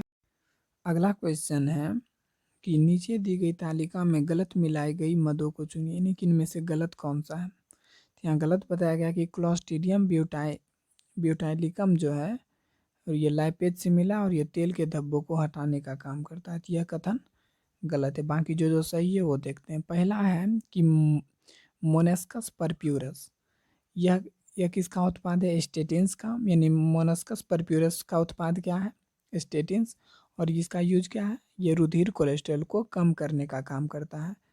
यह क्या करता है? रुधिर कोलेस्ट्रॉल को कम करने का काम करता है। फिर से ए में क्या दिया है? मोनेस्कस परप्यूरस। मोनेस्कस परप्यूरस का उत्पाद यह क्या चीज़ का उत्पादन करता है? तो स्टेटिन्स का उत्पादन करता है। स्टेटिन्स का क्या काम है? तो यह रुधिर के कोलेस्ट्रॉल को कम करता है। दूसरा है स्टेप्टोकोकस। स्टेप्टोकोकस क्या चीज़ का उत्पादन करता है? तो यह स्टेप्टोकाइनेज का उत्पादन करता है। यह रुधिर वाहिका से थक्के को हटाने का काम करता है। फिर से बी, यानी कि स्टेप्टोकोकस जो है ये क्या चीज़ का उत्पादन करता है? तो यह जो है स्टेप्टोकाइनेज का उत्पादन करता है। और ये क्या करता है? रुधिर वाहिका से रुधिर के, यानी कि वो थक्के जो जम जाते हैं उसको हटाने का काम करते हैं। बाकी सी गलत है। इसमें डी बताया गया है कि ट्राइकोडर्मा पॉलिस्पोरम। ट्राइकोडर्मा पॉलिस्पोरम क्या चीज़ का उत्पादन करता है? तो ट्राइकोडर्मा पॉलिस्पोरम जो है वो साइक्लोस्पोरिन ए का उत्पादन करता है। और साइक्लोस्पोरिन ए क्या करता है? तो यह प्रतिरक्षा संदमक औषधि है। यह क्या है? प्रतिरक्षा संदमक औषधि है। अब क्लोस्ट्रीडियम ब्यूटाइलिकम के बारे में बताया गया है कि क्लोस्ट्रीडियम ब्यूटाइलिकम जीवाणु की किण्वन सक्रियता द्वारा ब्यूटारिक अम्ल बनाता है, लेकिन यह लाइपेज नहीं बनाता। यह क्या लाइपेज नहीं बनाता, तो बनाता क्या है, ब्यूटारिक अम्ल बनाता है। लाइपेज जो है केनिंडा लिप्सलाटिड से उत्पन्न होता है। किससे उत्पन्न होता है, केनिंडा लिप्सलाटिड से उत्पन्न होता है। अगला क्वेश्चन है, लॉजिस्टिक मॉडल के अनुसार अनुसरण करते हुए किसी समष्टि व वृद्धि दर शून्य के बराबर कब होगी। लॉजिस्टिक मॉडल को निम्नलिखित समीकरण से दर्शाया गया है कि dn/dt equal to Rn into 1 - n/k। यहाँ पे कब होगा, कब शून्य के बराबर होगा, जब n/k क्या होगा, ठीक 1 हो। क्योंकि n/1 k का मान अगर 1 हो जाएगा तो 1 में से 1 घटेगा तो वहाँ हो जाएगा 0, और 0 को पूरे से मल्टीप्लाई करेंगे तो 0। यानी जब n/k ठीक 1 के बराबर हो जाएगा तो वृद्धि दर क्या हो जाएगी, शून्य हो जाएगी। यहाँ पे वही बताया गया है कि लॉजिस्टिक वृद्धि मॉडल में जनसंख्या वृद्धि समीकरण की व्याख्या इस प्रकार होती है कि dn/dt इक्वल टू होता है Rn into k - n/n, k - n/k, जहाँ पे n जो है t समय पर जनसंख्या घनत्व हुआ, r जो है समाकलनीय दर की सामान्य वृद्धि हुआ, k जो है वहन क्षमता हुआ। जब k बराबर n 1 रखेंगे तो यह पूरे क्या हो जाएगा 0, तो इसलिए dn/dt उसी समय 0 हो सकता है। अगला क्वेश्चन है, निम्नलिखित में से कौन सा कथन सही नहीं है, यानी कि गलत। तो यहाँ गलत बताया गया कि परागकोश के स्फुटन में टेपिटम सहायता करता है, तो यह कथन गलत है। टेपिटम जो है पोषण प्रदान का काम करता है, तो इसीलिए यह कथन गलत है। अब जो सही है वो देखते हैं। पहला है कि परागकणों की बाह्य चोल स्पोरोपोलिन की बनी होती है। हाँ, यह कथन सही है कि परागकणों की जो बाह्य चोल होती है वो क्या चीज़ की बनी होती है, स्पोरोपोलिन, और जो कि बहुत मजबूत होता है। यही कारण है कि परागकण बहुत दिन तक जीवित रहते हैं, क्योंकि उसका जो बाह्य चोल होता है, बाहरी कवच जो होता है वो क्या चीज़ का बना होता है, स्पोरोपोलिन का बना होता है। बी में बताया गया कि बहुत सी जातियों के परागकण गंभीर प्रतिऊर्जता पैदा करते हैं, यानी कि बहुत से जाति की जो परागकण होते हैं वो एलर्जी उसके कारण होता है, तो यह भी कथन सही है।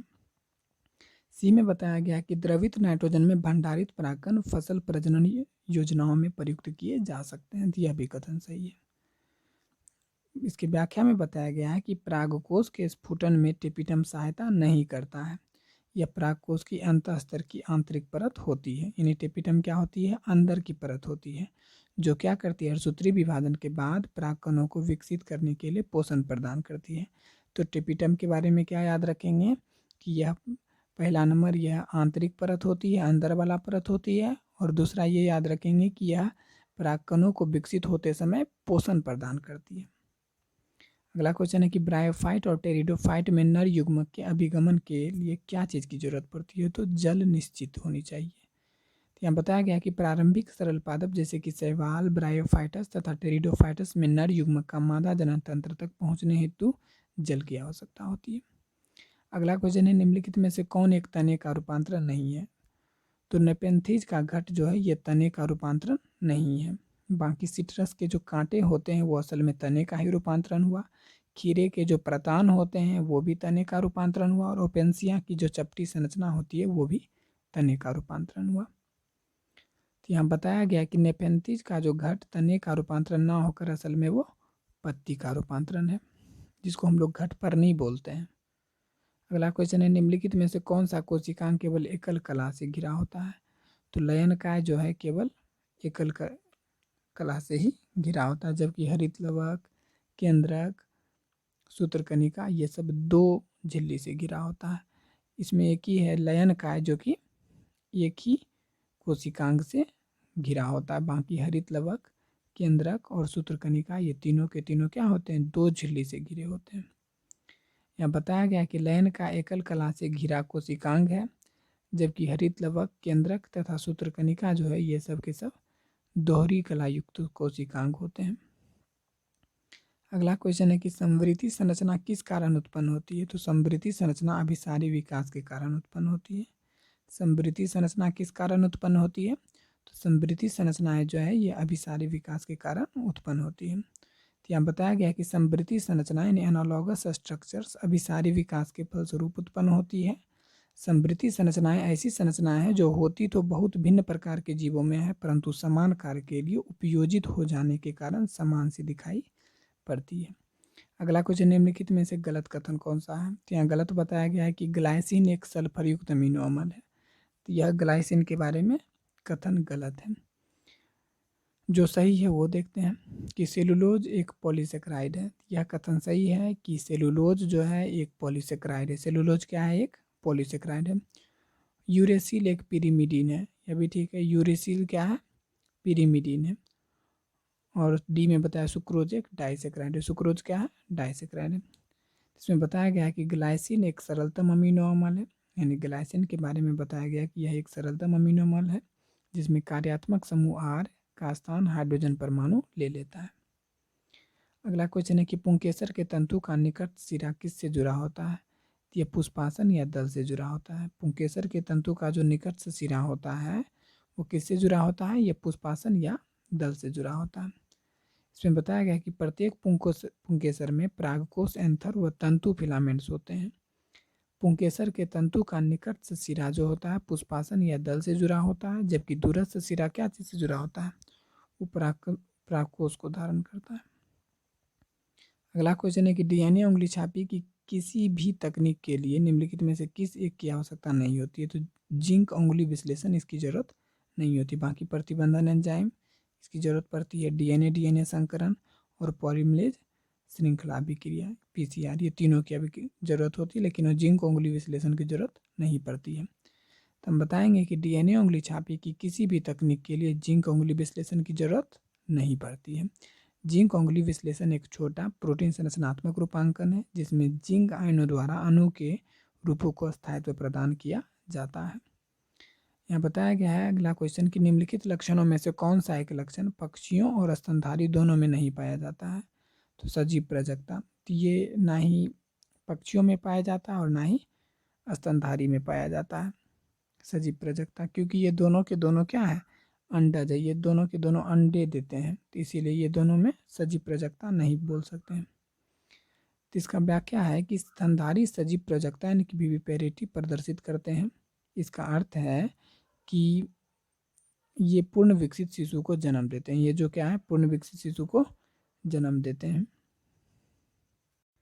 अगला क्वेश्चन है कि नीचे दी गई तालिका में गलत मिलाई गई मदों को चुनिए, यानी कि इनमें से गलत कौन सा है? तो यहाँ गलत बताया गया कि क्लोस्ट्रीडियम ब्यूटाइलिकम जो है और ये लाइपेज से मिला और ये तेल के धब्बों को हटाने का काम करता है। तो यह कथन गलत है। बाकी जो सही है वो देखते हैं। पहला है कि मोनेस्कस परप्यूरस, यह किसका उत्पाद है? स्टेटिन्स का, यानी मोनेस्कस परप्यूरस का उत्पाद क्या है? स्टेटिन्स। और इसका यूज क्या है? ये रुधिर कोलेस्ट्रॉल को कम करने का काम करता है। यह क्या करता है? रुधिर कोलेस्ट्रॉल को कम करने का काम करता है। फिर से ए में क्या दिया है? मोनेस्कस परप्यूरस। मोनेस्कस परप्यूरस का उत्पाद यह क्या चीज़ का उत्पादन करता है? तो स्टेटिन्स का उत्पादन करता है। स्टेटिन्स का क्या काम है? तो यह रुधिर के कोलेस्ट्रॉल को कम करता है। दूसरा है स्टेप्टोकोकस। स्टेप्टोकोकस क्या चीज़ का उत्पादन करता है? तो ये स्टेप्टोकाइनेज का उत्पादन करता है। ये रुधिर वाहिका से थक्के को हटाने का काम करता है। फिर से बी, यानी कि स्टेप्टोकोकस जो है ये क्या चीज़ का उत्पादन करता है? तो यह जो है स्टेप्टोकाइनेज का उत्पादन करता है। और ये क्या करता है? रुधिर वाहिका से रुधिर के यानी कि थक्के जो जम जाते हैं उसको हटाने का काम करते हैं। बाकी सी गलत है। इसमें डी बताया गया है कि ट्राइकोडर्मा पॉलिस्पोरम क्या चीज़ का उत्पादन करता है?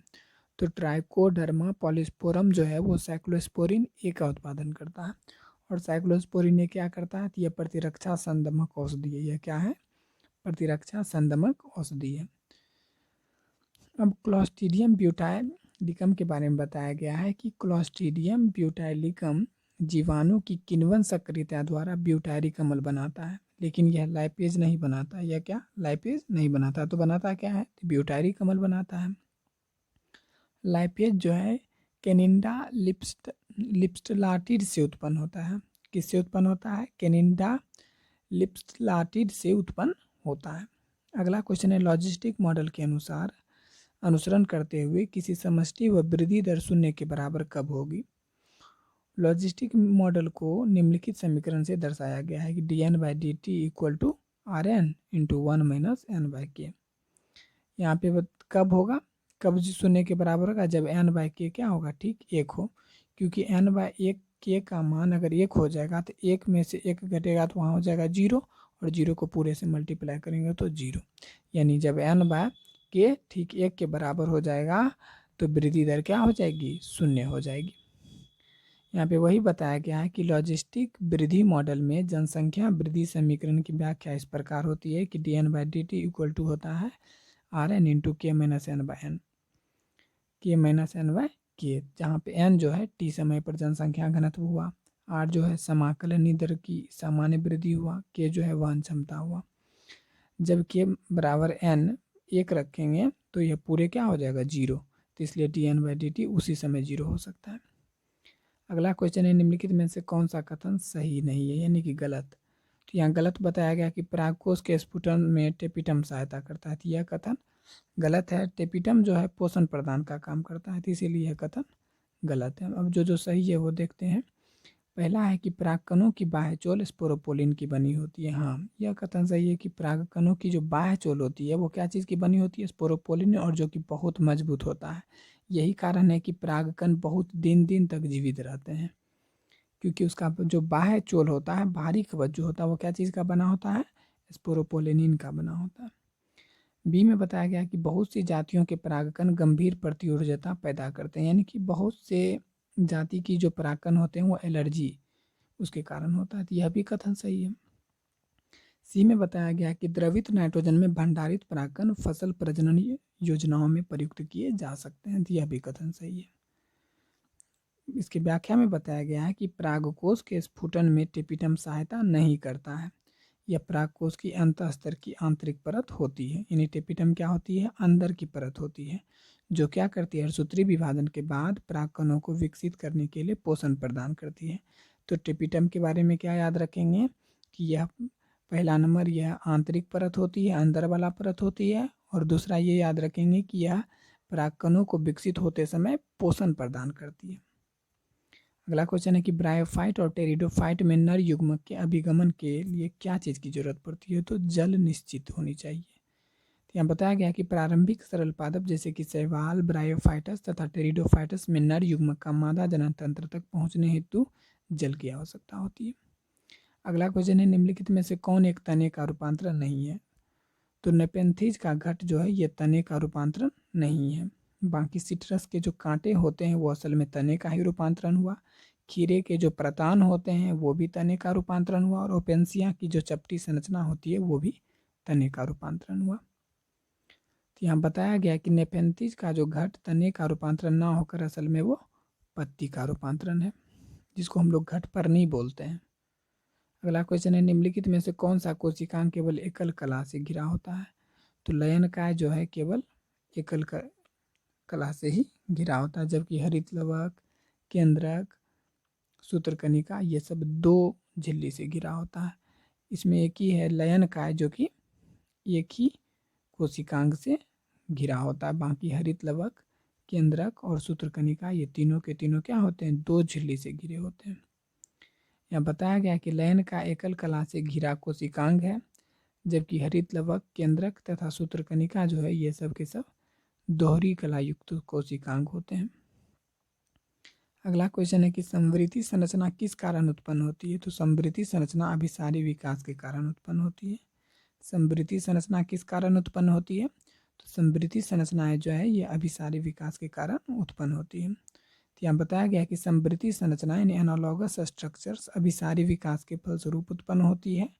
समवृद्धि संरचनाएं ऐसी संरचनाएं हैं जो होती तो बहुत भिन्न प्रकार के जीवों में है, परंतु समान कार्य के लिए उपयोजित हो जाने के कारण समान सी दिखाई पड़ती है।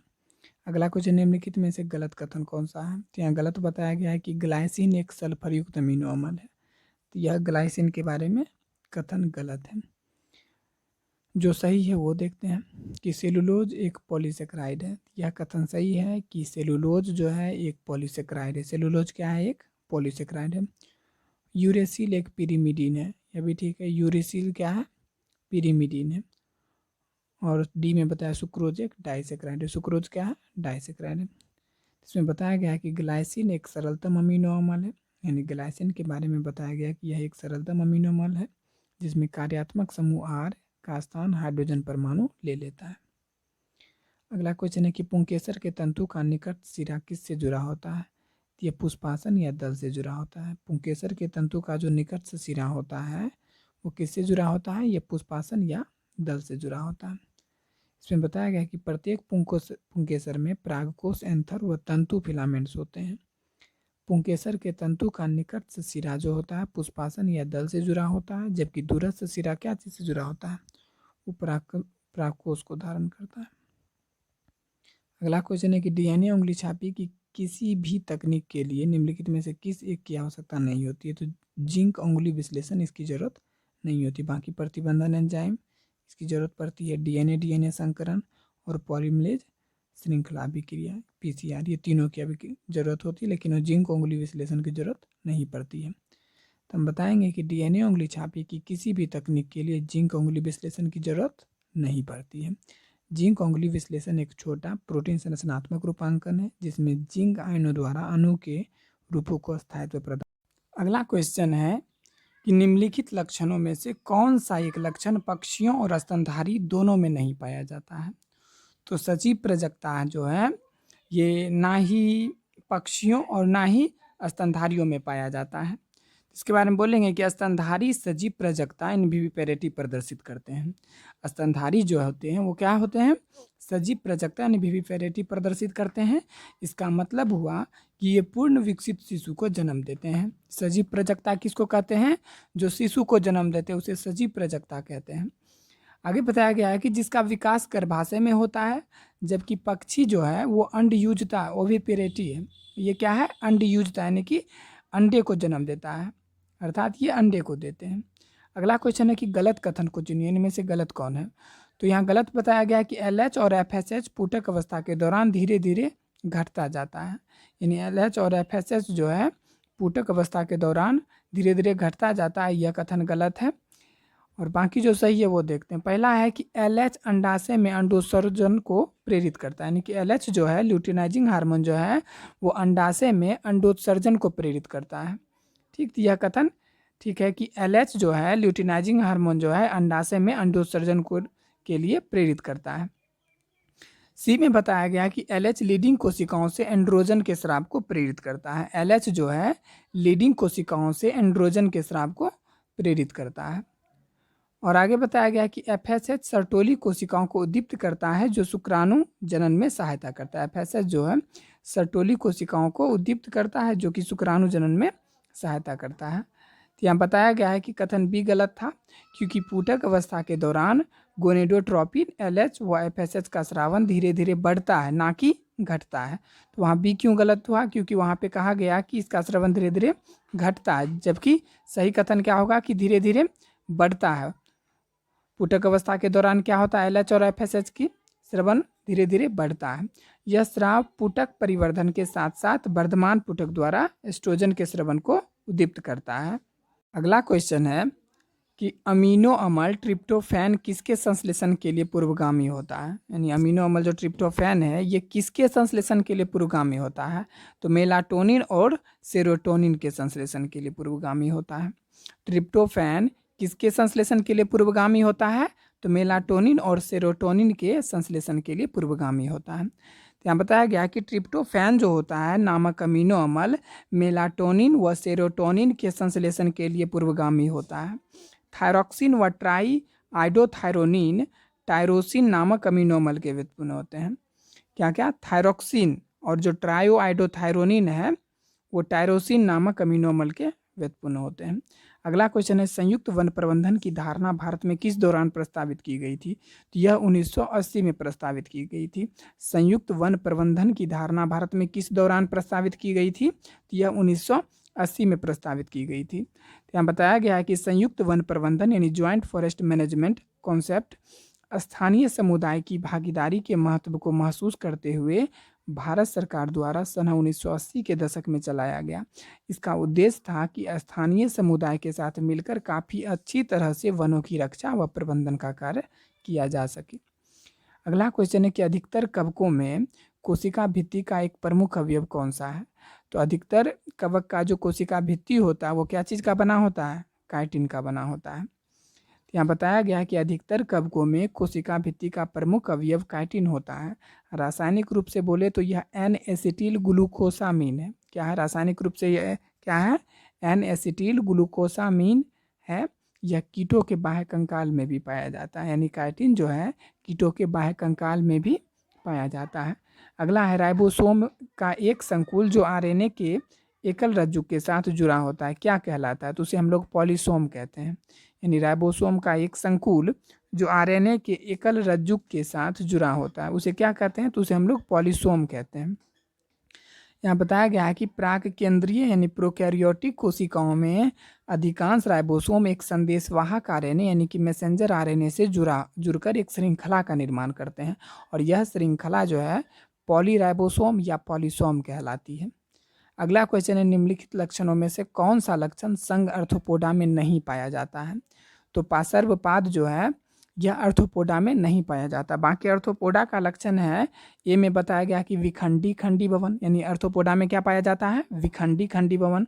सी में बताया गया कि संधित उपांग, यानी कि उसका जो उपांग होता है वो जुड़ा होता है, तो इसीलिए संधित उपांग अर्थोपोडा का लक्षण है। और डी में बताया गया काइटिनी बाह्य कंकाल, तो उसका जो बाह्य कंकाल होता है वो काइटिन का बना होता है। यही अर्थोपोडा का 3 लक्षण था। अगला बताया गया है कि पार्श्वपाद यानी कि पैरापोडिया जलीय एनेलिड्स किस में पाया जाता है? ये जो जलीय एनेलिड्स होता है उसमें पार्श्वपाद पाया जाता है, जैसे कि नेरिस में पार्श्वपाद पाया जाता है ताकि उसको तैरने में मदद मिले। अन्य लक्षण जैसे बिखंडी खंडी भवन, संधित उपांग व काइटिनी बाह्य कंकाल, ये सब किसका गुण है? ये सब अर्थोपोडा में पाए जाते हैं। विखंडी खंडी भवन टेगमेटाइजेशन के रूप में पाया जाता है।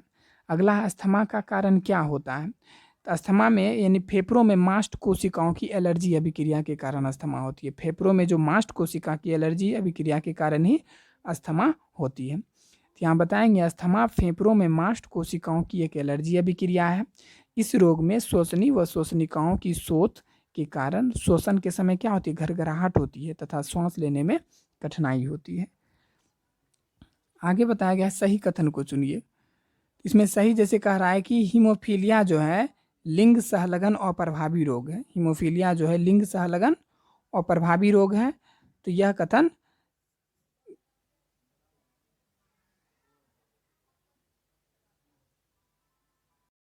अगला क्वेश्चन है कि अमीनो अम्ल ट्रिप्टोफैन किसके संश्लेषण के लिए पूर्वगामी होता है? यानी अमीनो अम्ल जो ट्रिप्टोफैन है ये किसके संश्लेषण के लिए पूर्वगामी होता है? तो मेलाटोनिन और सेरोटोनिन के संश्लेषण के लिए पूर्वगामी होता है। ट्रिप्टोफैन किसके संश्लेषण के लिए पूर्वगामी होता है? तो मेलाटोनिन और सेरोटोनिन के संश्लेषण के लिए पूर्वगामी होता है। तो यहाँ बताया गया कि ट्रिप्टोफैन जो होता है नामक अमीनो अम्ल मेलाटोनिन व सेरोटोनिन के संश्लेषण के लिए पूर्वगामी होता है। थायरॉक्सिन व ट्राई आइडोथायरोनिन टायरोसिन नामक अमीनो अम्ल के व्युत्पन्न होते हैं। क्या क्या? थायरॉक्सिन और जो ट्रायो आइडोथायरोनिन है वो टायरोसिन नामक अमीनो अम्ल के व्युत्पन्न होते हैं। अगला क्वेश्चन है संयुक्त वन प्रबंधन की धारणा भारत में किस दौरान प्रस्तावित की गई थी? तो यह 1980 में प्रस्तावित की गई थी। संयुक्त वन प्रबंधन की धारणा भारत में किस दौरान प्रस्तावित की गई थी? तो यह 1980 में प्रस्तावित की गई थी। यहाँ बताया गया है कि संयुक्त वन प्रबंधन यानी ज्वाइंट फॉरेस्ट मैनेजमेंट कॉन्सेप्ट स्थानीय समुदाय की भागीदारी के महत्व को महसूस करते हुए भारत सरकार द्वारा सन 1980 के दशक में चलाया गया। इसका उद्देश्य था कि स्थानीय समुदाय के साथ मिलकर काफ़ी अच्छी तरह से वनों की रक्षा व प्रबंधन का कार्य किया जा सके। अगला क्वेश्चन है कि अधिकतर कवकों में कोशिका भित्ति का एक प्रमुख अवयव कौन सा है?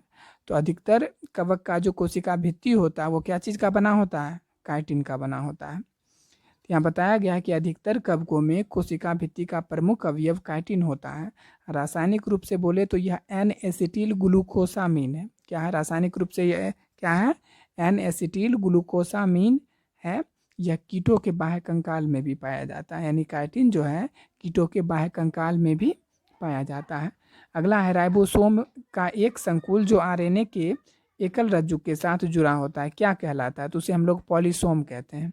यानी राइबोसोम का एक संकुल जो आरएनए के एकल रज्जु के साथ जुड़ा होता है उसे क्या कहते हैं? तो उसे हम लोग पॉलीसोम कहते हैं।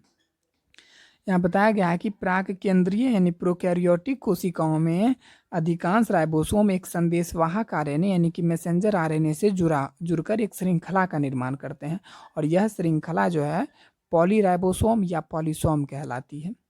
अगला क्वेश्चन है, निम्नलिखित लक्षणों में से कौन सा लक्षण संघ अर्थोपोडा में नहीं पाया जाता है? तो पार्श्वपाद जो है यह अर्थोपोडा में नहीं पाया जाता। बाकी अर्थोपोडा का लक्षण है, ए में बताया गया कि विखंडी खंडी भवन, यानी अर्थोपोडा में क्या पाया जाता है? विखंडी खंडी भवन। सी में बताया गया कि संधित उपांग, यानी कि उसका जो उपांग होता है वो जुड़ा होता है, तो इसीलिए संधित उपांग अर्थोपोडा का लक्षण है।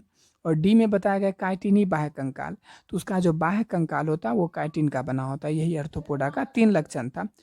अगला बताया गया है कि पार्श्वपाद यानी कि पैरापोडिया जलीय एनेलिड्स किसमें पाया जाता है? ये जो जलीय एनेलिड्स होता है उसमें पार्श्वपाद पाया जाता है, जैसे कि नेरिस में पार्श्वपाद पाया जाता है ताकि उसको तैरने में मदद मिले। अन्य लक्षण जैसे बिखंडी खंडी भवन, संधित उपांग व काइटिनी बाह्य कंकाल, ये सब किसका गुण है? ये सब अर्थोपोडा में पाए जाते हैं। विखंडी खंडी भवन टेगमेटाइजेशन के रूप में पाया जाता है। अगला अस्थमा का कारण क्या होता है? तो अस्थमा में यानी फेफड़ों में मास्ट कोशिकाओं की एलर्जी अभिक्रिया के कारण अस्थमा होती है। फेफड़ों में जो मास्ट कोशिका की एलर्जी अभिक्रिया के कारण ही अस्थमा होती है। तो यहाँ बताएंगे अस्थमा फेफड़ों में मास्ट कोशिकाओं की एक एलर्जी अभिक्रिया है। इस रोग में श्वसनी व श्वसनिकाओं की शोथ के कारण श्वसन के समय क्या होती है? घरघराहट होती है तथा श्वास लेने में कठिनाई होती है। अगला क्वेश्चन है, इसमें से सही कथन को चुनिए। हीमोफीलिया जो है लिंग सहलगन और प्रभावी रोग है। हीमोफीलिया जो है यह लिंग सहलगन और प्रभावी रोग है, यह कथन सही है। 2 में बताया गया कि डाउन सिंड्रोम असुगुणिता के कारण होता है, यानी डाउन सिंड्रोम जो होता है वो किसके कारण होता है? असुगुणिता के कारण होता है, यह भी सही है। और 3 में बताया गया है कि फेनिल कीटोन में यानी फिनॉल कीटोन्यूरिया एक अलिंग सूत्री और प्रभावी जीन विकार है, यह भी कथन सही है। और 4 में बताया गया कि दात्र कोशिका रक्ताल्पता जो है वो एक्स सहलगन और प्रभावी जीन विकार है, यह कथन गलत है। तो इसमें बताया गया है कि कथन डी गलत है। दात्र कोशिका और रक्तता और लिंग गुणसूत्रीय लगन और प्रभावी लक्षण है जो जनकों से संतति में तभी करता है जबकि दोनों जनक जीन के वाहक हो। ये और इस रोग में रुधिर में ऑक्सीजन की कमी होने पर रोगी के अधिकांश लाल रुधिराणु जो होते हैं हीमोग्लोबिन की विशेष आणविक रचना के कारण क्या हो जाती है? सिकुड़ कर हंसिया आकार व निरर्थक हो जाते हैं, जिससे रोगी की मृत्यु हो सकती है।